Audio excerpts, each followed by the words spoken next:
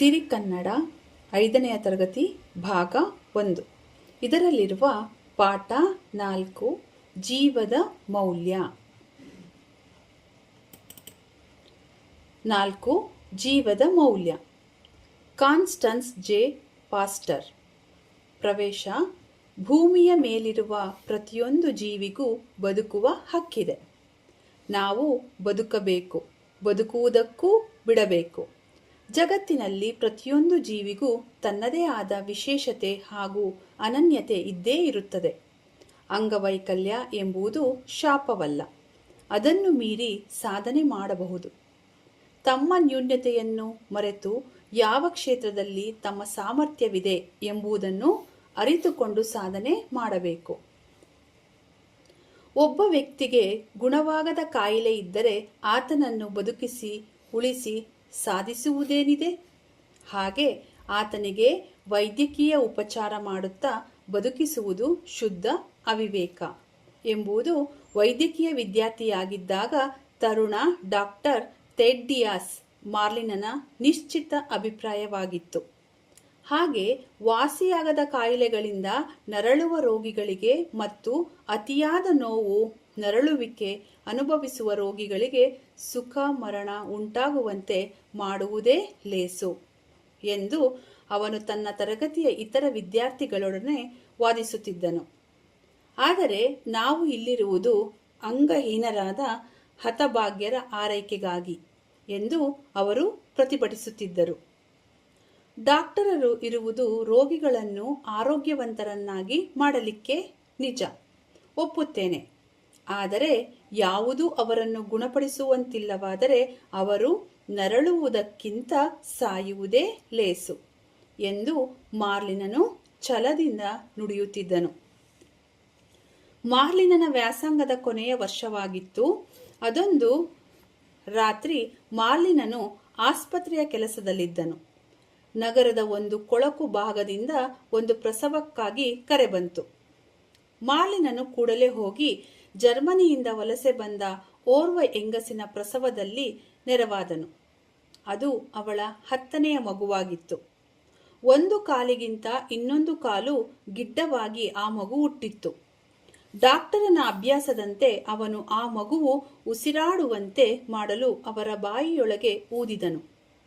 ಆದರೆ ಮರುಕ್ಷಣವೇ ಅವನಿಗನಿಸಿತು, ಏನು ದುರಂತವಿ ಶಿಶು, ಅದು ಬೆಳೆದಾಗ ಜೀವನವಿಡೀ ಕುಂಟು ಕಾಲಿನಲ್ಲೇ ನಡೆಯಬೇಕು.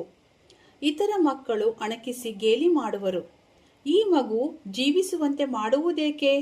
ಇದು ಸತ್ತರೆ ಜಗತ್ತಿಗೆ ಏನು ನಷ್ಟ? ಆದರೆ ಅವನು ಹೇಳಿ ಕೇಳಿ ವೈದ್ಯ. ಮಗುವನ್ನು ಹುಟ್ಟಿನಲ್ಲೇ ಸಾಯಿಸುವ ಯೋಚನೆ ಬಂದರೂ ಆತನ ವೈದ್ಯ ಬುದ್ಧಿ ಜಾಗೃತವಾಗಿತ್ತು. ಬೆನ್ನು ಹೊಟ್ಟೆಗಳ ಭಾಗಕ್ಕೆ ನಯವಾಗಿ ಬಡಿದು ಆತ ಆ ಮಗುವಿನ ಉಸಿರಾಟದ ಪ್ರಕ್ರಿಯೆ ಪ್ರಾರಂಭವಾಗುವಂತೆ ಮಾಡಿದನು. ಕೊನೆಗೆ ಅವನು ನಿರೀಕ್ಷಿಸುತ್ತಿದ್ದ ಉಸಿರೆಳೆಯು ಬಂತು. ಮಗುವಿನ ಮುಖವು ಕೆಂಪಗಾಯಿತು. ಮಗು ಹುಟ್ಟಿದ ಮೇಲೆ ಪ್ರತಿಯೊಬ್ಬರೂ ನಿರೀಕ್ಷಿಸುವ ಆ ಮೊದಲ ಅಳು ಅದು ಕೊನೆಗೂ ಮಗುವಿನಿಂದ ಹೊರಟಿತು. ಥೆಡ್ಡಿಯಸ್ಗೆ ನೆಮ್ಮದಿಯಾಯಿತು. ಆತ ತನ್ನ ಉಪಕರಣಗಳನ್ನು ಚೀಲದೊಳಗೆ ತುಂಬಿ ನಗರದ ಕಡೆಗೆ ಹೊರಟು ಹೋದನು. ತಾನು ಮಾಡಿದ ಕೆಲಸಕ್ಕಾಗಿ ಅವನು ಬಹಳ ಅಸಮಾಧಾನಪಟ್ಟಿದ್ದನು. ನಾನೇಕೆ ಹಾಗೆ ಮಾಡಿದನೆಂದು ನನಗೆ ತಿಳಿಯದು. ದಾರಿದ್ರ್ಯ ತುಂಬಿದ ಆ ಮನೆಯಲ್ಲಿ ಈ ಮೊದಲೇ ಬೇಕಾದುದಕ್ಕಿಂತ ಹೆಚ್ಚು ಮಕ್ಕಳಿರುವರು.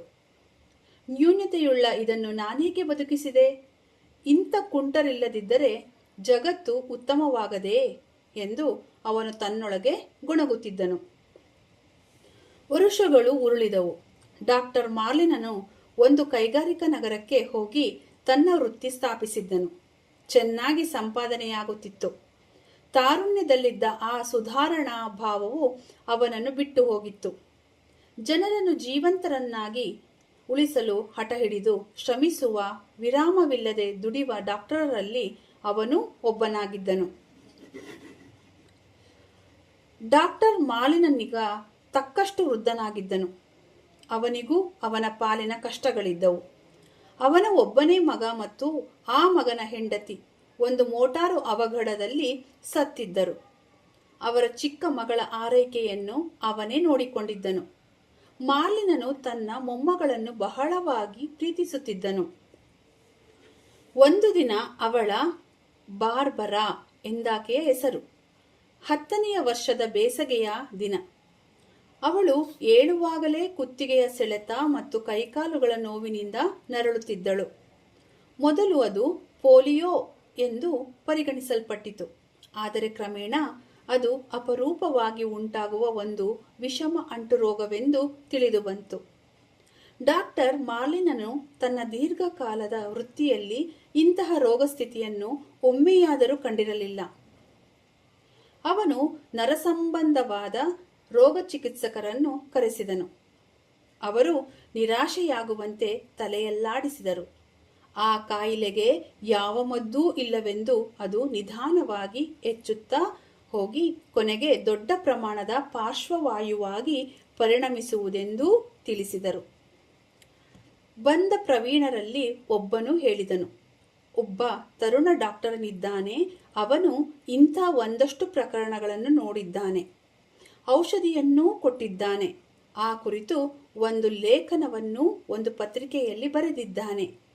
ಅವನು ಹೆಸರು T.J. ಮಿಲ್ಲರ್. ನಾನು ನಿನ್ನ ಸ್ಥಾನದಲ್ಲಿದ್ದರೆ ಅವನ ಸಹಾಯ ಪಡೆಯುತ್ತಿದ್ದೆ.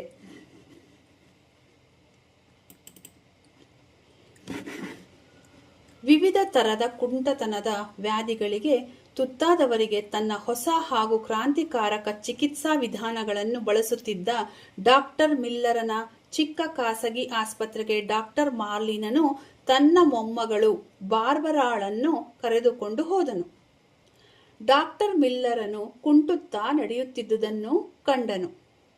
ಡಾಕ್ಟರ್ ಮಾರ್ಲಿನನಿಗೆ ಡಾಕ್ಟರ್ ಮಿಲ್ಲರನು ಹೇಳಿದನು, ನನ್ನ ಬಳಿ ಬರುವ ರೋಗಿಗಳೆಲ್ಲರೂ ಒಂದಿಲ್ಲೊಂದು ಅಂಗದ ಸಮಸ್ಯೆ ಇರುವವರೇ. ಆಗೆಲ್ಲ ನನಗೆ ನಾನು ಅವರಲ್ಲೊಬ್ಬ, ಅವರ ಮನೆಯ ಸದಸ್ಯ ಎಂಬ ಭಾವನೆ ಬರುತ್ತದೆ. ನನ್ನನ್ನು ಅವರು ಡಾಕ್ಟರ್ ಅಂಕಲ್ ಎಂದು ಕರೆದಾಗ ನನಗೆ ತನ್ನ ಹೆಸರು ಡಾಕ್ಟರ್ ತೆಡ್ಡಿಯಸ್ ಎಂಬುದು ಮರೆತೇ ಹೋಗುತ್ತದೆ. ತೆಡ್ಡಿಯಸ್? ಡಾಕ್ಟರ್ ತೆಡ್ಡಿಯಸ್? ಮಾರ್ಲಿನನ್ನು ಕುತೂಹಲಪಟ್ಟು ಡಾಕ್ಟರ್ ಮಿಲ್ಲರ್ನನ್ನು ಪ್ರಶ್ನಿಸಿದನು. ನಿನ್ನ ಹೆಸರಲ್ಲೂ ತೆಡ್ಡಿಯಸ್ ಎಂದಿದೆಯೇ? ಹೌದು ಎಂಬಂತೆ ತಲೆಯಾಡಿಸಿದನು. ಡಾಕ್ಟರ್ ಮಿಲ್ಲರ್ ಮಕ್ಕಳನ್ನು ಭೂಮಿಗಿಳಿಸಿದ ವೈದ್ಯರ ಹೆಸರನ್ನು ಆ ಮಕ್ಕಳ ಅಡ್ಡ ಹೆಸರಾಗಿ ಬಳಸುವುದು ನಮ್ಮೂರಿನ ಸಂಪ್ರದಾಯ. ಹಾಗೆಯೇ ನನ್ನನ್ನು ಭೂಮಿಗಿಳಿಸಿದ ಒಬ್ಬ ತರುಣ ವೈದ್ಯಕೀಯ ವಿದ್ಯಾರ್ಥಿಯ ಹೆಸರನ್ನೇ ನನಗೆ ಇಡಲಾಯಿತು ಎಂದನು. ಡಾಕ್ಟರ್ ತೆಡ್ಡಿಯಸ್ ಮಾರ್ಲಿನನ ಕಂಠವು ಬಿಗಿದು ಬಂತು. ತಾನು ತರುಣ ವಿದ್ಯಾರ್ಥಿಯಾಗಿದ್ದಾಗ ಈ ಒಂದು ಮಗು ಇಲ್ಲವಾದರೆ ಜಗತ್ತಿಗೇನು ನಷ್ಟ ಎಂದು ತನ್ನೊಳಗೆ ಅಂದುಕೊಂಡದ್ದನ್ನು ಜ್ಞಾಪಿಸಿಕೊಂಡನು. ಆ ದಿನಗಳಲ್ಲಿ ಅವನು ಎಷ್ಟೊಂದು ಕುರುಡನಾಗಿದ್ದನು. ಬಾರ್ಬರಾಳನ್ನು ಪುನಃ ನಡೆಯುವಂತೆ ಮಾಡಲು ಹೊರಟ ಡಾಕ್ಟರನಿಗೆ ಮಾರ್ಲಿನನು ತನ್ನ ಕೈಯನ್ನು ನೀಡಿ ಹೇಳಿದನು, ನೀನು ಪುಟ್ಟ ಹುಡುಗಿಯ ಕಾಲು ಸರಿಪಡಿಸುತ್ತಿರುವುದಷ್ಟೇ ಅಲ್ಲ, ಕುರುಡಾಗಿದ್ದ ಒಬ್ಬ ಹಿರಿಯನ ಕಣ್ಣನ್ನು ತೆರೆಸಿರುವೆ. ಕೃತಿಕಾರರ ಪರಿಚಯ. ಕಾನ್ಸ್ಟನ್ಸ್ ಜೆ ಪಾಸ್ಟರ್ ಎಂಬುವರು 20ನೇ ಶತಮಾನದಲ್ಲಿದ್ದ ಓರ್ವ ಇಂಗ್ಲಿಷ್ ಲೇಖಕರು. ಇವರು ಮುಖ್ಯವಾಗಿ ಮಕ್ಕಳ ಕಲಿಕೆ, ಮಕ್ಕಳನ್ನು ನೋಡಿಕೊಳ್ಳುವುದು, ಶಿಶು ಆರೈಕೆ ಮುಂತಾದ ವಿಷಯಗಳ ಬಗ್ಗೆ ಹಲವು ಕೃತಿಗಳನ್ನು ರಚಿಸಿದ್ದಾರೆ. The attractive child, the rich world, fathers and parents to developing responsibility in children ಮುಂತಾದವು ಅವರ ಕೃತಿಗಳು. ಪಾಸ್ಟರ್ ಅವರು ಇಂಗ್ಲಿಷ್ ಭಾಷೆಯಲ್ಲಿ ಬರೆದ ಕಥೆಯನ್ನು LS ನಾಯ್ಕ ಎಂಬುವವರು ಜೀವದ ಮೌಲ್ಯ ಎಂಬ ಹೆಸರಿನಲ್ಲಿ ಕನ್ನಡಕ್ಕೆ ಭಾಷಾಂತರಿಸಿದ್ದಾರೆ. ಪದಗಳ ಅರ್ಥ: ಪರಿಹರಿಸಲಾಗದ ಅಂದರೆ ಗುಣಪಡಿಸಲಾಗದ, ಅವಿವೇಕ ಅಂದರೆ ವಿವೇಕವಿಲ್ಲದೆ ಇರುವುದು, ಲೇಸು ಅಂದರೆ ಒಳ್ಳೆಯದು, ಆರೈಕೆ ಎಂದರೆ ಉಪಚಾರ, ಛಲ ಅಂದರೆ ನಿಶ್ಚಿತ, ಗೊಂದಲವಿಲ್ಲದ, ಪ್ರಸವ ಅಂದರೆ ಹೆರಿಗೆ, ಸೆಳೆತ ಅಂದರೆ ಎಳೆಯುವಿಕೆ, ವಿಷಮ ಅಂದರೆ ಗಂಭೀರ, ಚಿಕಿತ್ಸಕ ಅಂದರೆ ರೋಗವನ್ನು ಗುಣಪಡಿಸುವವರು, ಆರೈಕೆ ಮಾಡುವವರು, ಆಸ್ಪದ ಅಂದರೆ ಅವಕಾಶ. ಜೀವದ ಮೌಲ್ಯ. ಈ ಪಾಠದ ಸಾರಾಂಶವೆಂದರೆ, ಜೀವದ ಮೌಲ್ಯ ಕಥೆಯು ಪ್ರತಿಯೊಂದು ಜೀವವು ಅಮೂಲ್ಯ ಎಂಬ ಸಂದೇಶವನ್ನು ತಿಳಿಸುತ್ತದೆ. ಯಾರೇ ಆಗಲಿ ಅಂಗವೈಕಲ್ಯ ಅಥವಾ ಕಾಯಿಲೆ ಇದ್ದರೂ ಅವರಿಗೆ ಬದುಕುವ ಹಕ್ಕಿದೆ. ಒಬ್ಬರ ಸಾಮರ್ಥ್ಯವನ್ನು ಅವರ ದೈಹಿಕ ನ್ಯೂನತೆಯಿಂದ ಅಳೆಯಬಾರದು. ಕಥೆಯಲ್ಲಿ ಡಾಕ್ಟರ್ ಥೇಡಿಯಸ್ ಮಾರ್ಲಿನ್ ಎಂಬ ಯುವ ವೈದ್ಯಕೀಯ ವಿದ್ಯಾರ್ಥಿ ಗುಣವಾಗದ ಕಾಯಿಲೆ ಅಥವಾ ಅಂಗವೈಕಲ್ಯ ಇರುವವರು ಬದುಕುವುದರಿಂದ ಪ್ರಯೋಜನವಿಲ್ಲ ಎಂದು ಭಾವಿಸುತ್ತಾನೆ. ಒಂದು ದಿನ ಅವನು ಒಂದು ಕುಂಟು ಕಾಲಿನ ಮಗುವಿನ ಹೆರಿಗೆ ಮಾಡಿಸುತ್ತಾನೆ. ಮೊದಲಿಗೆ ಆ ಮಗುವನ್ನು ಬದುಕಿಸಬೇಕೇ ಎಂದು ಯೋಚಿಸಿದರೂ ವೈದ್ಯನ ಕರ್ತವ್ಯವನ್ನು ಪಾಲಿಸಿ ಮಗುವಿನ ಪ್ರಾಣ ಉಳಿಸುತ್ತಾನೆ.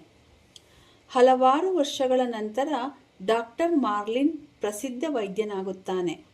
ಒಂದು ದಿನ ಅವನ ಮೊಮ್ಮಗಳು ಬಾರ್ಬರಾ ಅಪರೂಪದ ಕಾಯಿಲೆಯಿಂದ ಬಳಲುತ್ತಾಳೆ. ಆಗ ಅವಳ ಚಿಕಿತ್ಸೆಗೆ ಡಾಕ್ಟರ್ ಟಿ.ಜೆ. ಮಿಲ್ಲರ್ ಎಂಬ ವೈದ್ಯರನ್ನು ಭೇಟಿ ಮಾಡುತ್ತಾನೆ. ಆಶ್ಚರ್ಯವೆಂದರೆ ಆ ವೈದ್ಯರೇ ಹಿಂದೆ ತಾನೇ ಪ್ರಾಣ ಉಳಿಸಿದ್ದ ಆ ಕುಂಟು ಕಾಲಿನ ಮಗು ಎಂದು ತಿಳಿಯುತ್ತದೆ.